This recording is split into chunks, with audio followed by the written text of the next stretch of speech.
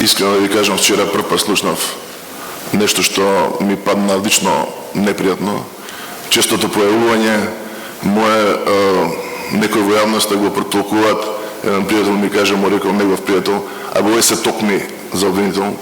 И воопшто не мислев со моите стручни согледувања да се јавувам воопшто толку често.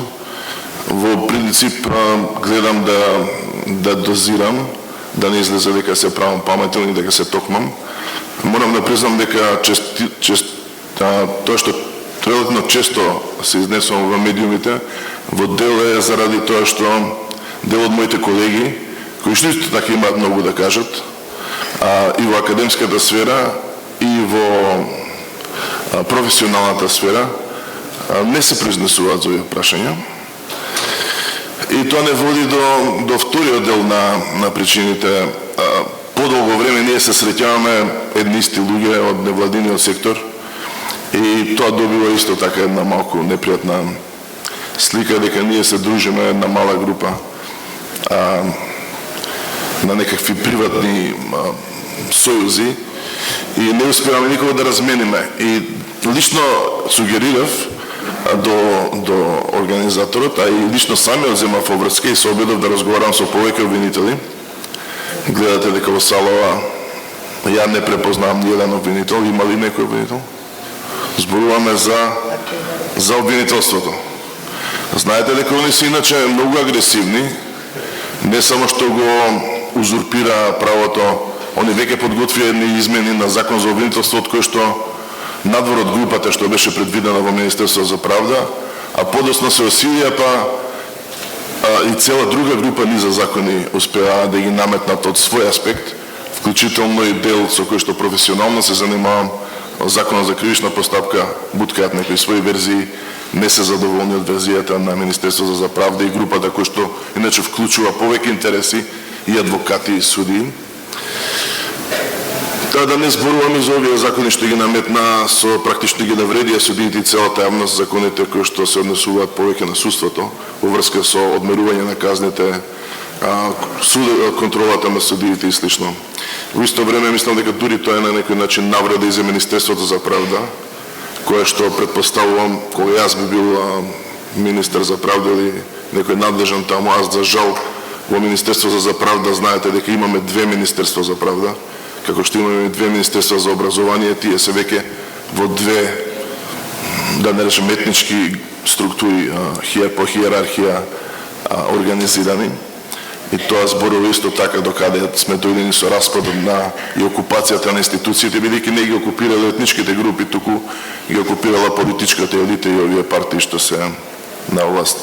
Така што, за жал, не успеавме да обезбедиме нити обвинители, нити други кои што би дале можност да дебатираме за правните прашања. И ја баш добив правно прашање, ако мислам објективно дека во оваа прилика немаме можност многу да заради составот, а делумно и заради тоа што го немаме и текстот на законот, да дискутираме. Ние се надевавме дека можеби ќе го обезбедиме во некоја нацрт верзија, но и тоа го немаме. Мислам дека целава приказна лошо ја води опозицијата, бидејќи влезе и со договорот, но особено со чекорите после тоа, и натаму да ги држи надвор професионалните здруженија, таа стручната јавност, на правничка, пошироката јавност на владиниот сектор. И сега ние сме доведени во ситуација да се одлучува за еден многу важен закон, кој што гледате има уставни аспекти, има политички аспекти, има кривично-правни аспекти, а има големо влијание врз историјата на Македонија, во смисла дали ова ќе биде по мене клучната битка за тоа дали воопшто Македонија ќе успее да почне одново да гради правна држава, бидејќи гледаме целата афера е всушност сведочење за тоа дека правната држава е распадната, институциите се окупирани.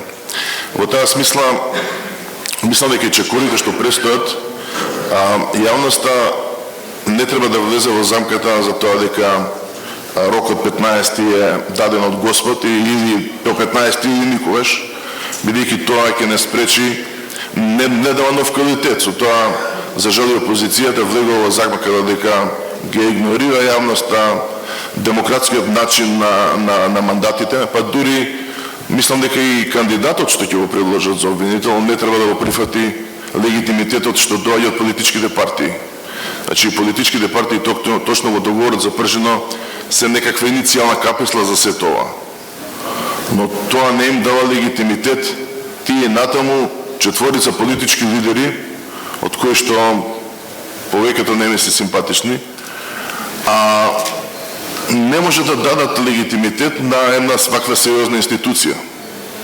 Ниту јас би сакал, ниту верувам никој од другите тука што се спомнати од моите соговорници како можни кандидати од шпекулации за ова, ниту било кој друг не би требало да се нафади да го влече легитимитетот од политичките лидери, кои се уствари тие што не доведува до ситуацијата од која што сега обвинителот на некој начин треба да се обиде да не извади колку што ќе биде тоа можно. И мислам дека тоа е една од причините за кои што треба да се инсистира да има нормална дебата и правна, би требало да организира Министерството за правда пред да влезе во собраниска процедура, независно од роковите.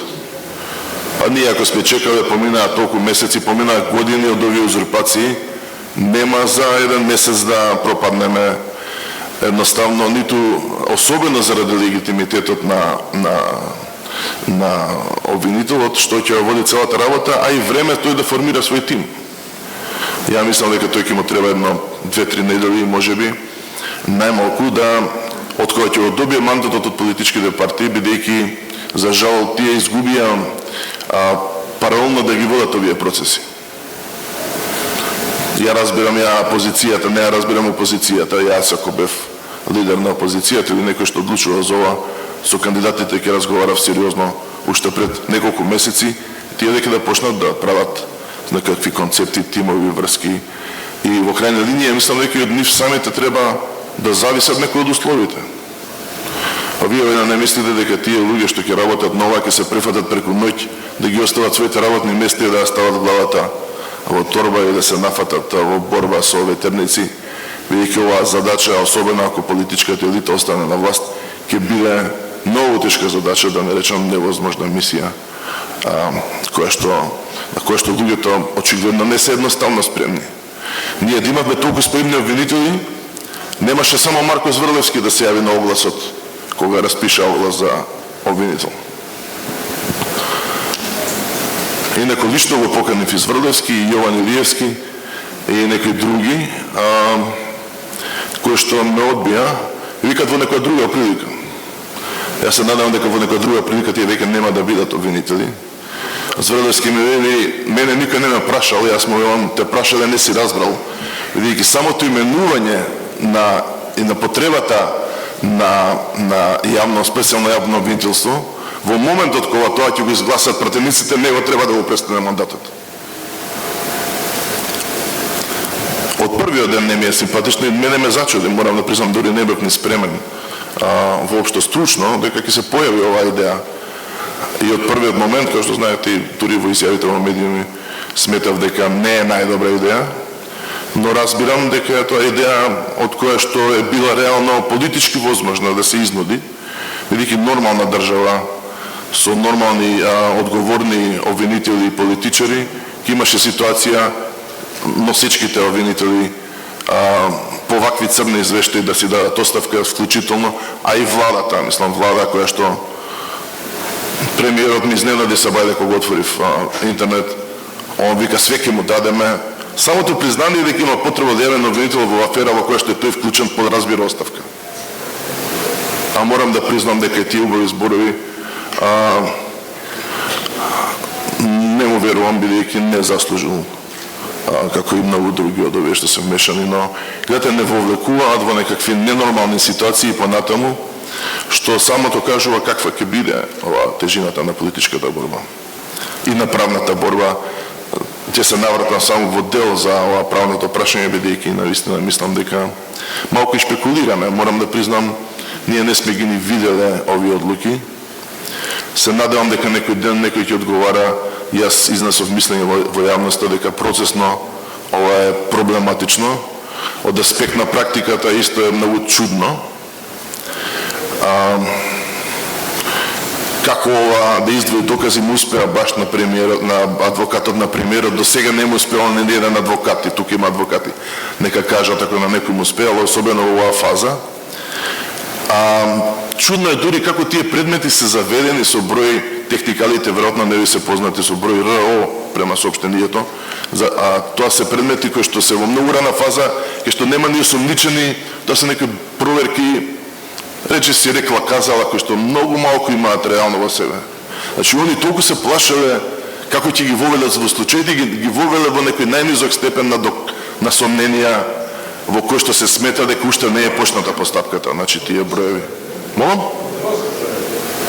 РО, да. Исто е чудно како адвокатот на премиерот успел да ги издвои пред овие доказите на сите други. Тоа процесно исто така е практично невозможно и не би му успел на никој друг.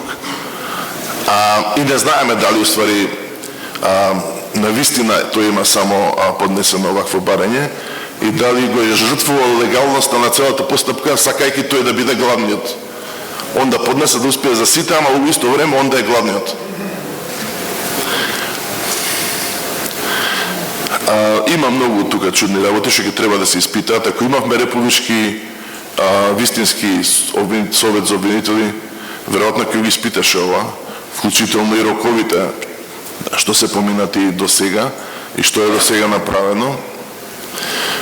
Се шпекулира, односно се слуша дека и самиот начин на одземање на предмети бил насилен и со една невообичаена ситуација во самото обвинителство. Немам подетални информации, бидејќи самите се препаднати обвинителите и неќат со право на некој начин да зборуваат за тоа. Лично мислам дека прашањето за законитост на доказите, како што знаете, е доста комплексно и дека ниту во однос од аспект на фазата на постапката, ниту од аспект на комплексноста не можело да се реши, особено без да има некаква расправа за тоа. Политички некоректно било што не го почекале специјалниот обвинител, кој што треба допрва да работи на тие, и од тука се гледа дека сепак се покажува можеби некаков страф од тоа дека тој сепак можеби може да направи нешто и тоа дава некој хабрување, морам да признам, во оваа ситуација. Лично не мислам дека самото решение од аспект на ова што ме прашате е многу проблематично, бидејќи со новата надлежност на обвинителот специјален тоа на некој начин случајот ќе се ресетира, а во предлагањето на докази нема преклузија во смисла дека тие не би можело да се појават повторно во нека друга фаза во која би се дебатирало. Јас се обидов и во јавноста да покажам дека има повеќе на вистина елементи што заслужува да се дебатира за тоа дали овие докази треба или не треба да се допуштат, со аспект на тоа што вредноста на која што се повикуваат не е многу силна. Тоа не се докази прибавени со тортура од обични граѓани или од невини граѓани, туку се работи за правото на приватност на политичката елита, за која што има сериозни обвинувања за корупција. Верувате, тоа е многу слаб општествен интерес. Нормално се смета дека политичката елита, вклучително и во оние предмети за кои што доста во минато да се дебатираше за клевета и навреда, во светски размери нема тој степен на заштита на приватноста, како што го имаат другите граѓани. Така што јавниот интерес и сериозноста на криминалот во прашање е многу попретежен отколку нивниот приватен интерес, особено за тоа што во дадениот случај не се работи исклучувањето на докази, за него стои приказна многу обработувана во литературата, тоа е интегритетот на системот,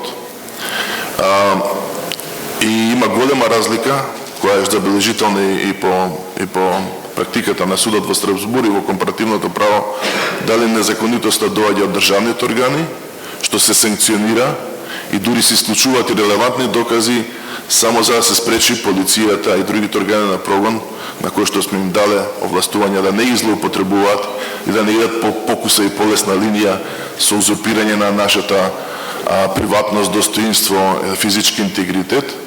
И не е исто тоа кога доаѓа узурпацијата на приватноста од трето лице, а најмот се кога тие самите се узурпатори, бидејќи оваа иста група, помалку или повеќе е од една страна узурпатор на приватноста, во тој дел овие докази се и на некој начин корпус деликти за делото неовластено прислушкување